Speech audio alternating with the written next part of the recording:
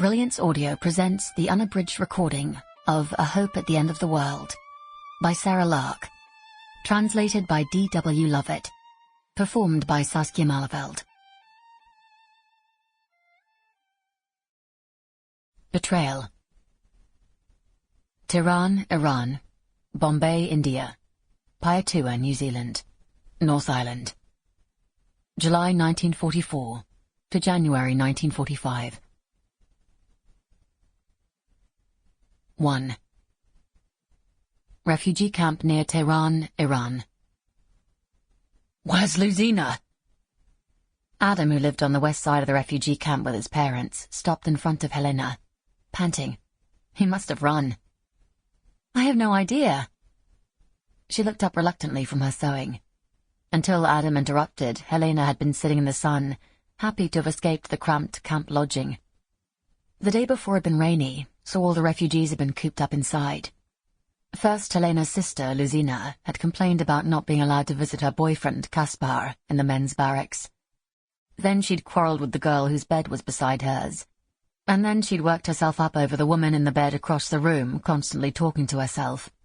Helena had been relieved when Luzyna set out that morning for her work in the field kitchen. Now Adam was disturbing her peace. As usual, trouble seemed to follow her sister. "She's not in the kitchen?" Helena asked, resigned. "She had to see the doctor," Adam told her, shaking his head. "Or at least that's what she told the cook." There was a small hospital adjoining the camp.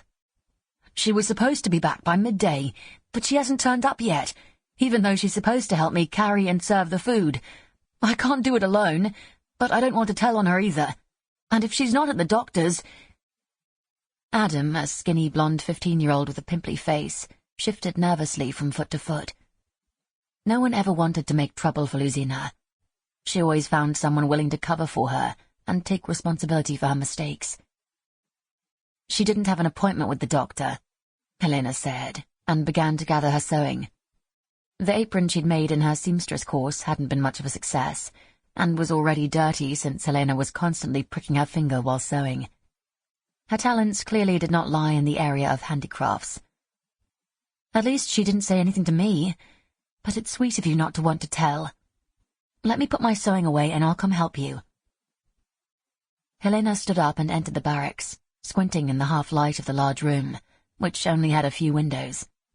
She had to be careful to avoid Sample complete. Ready to continue?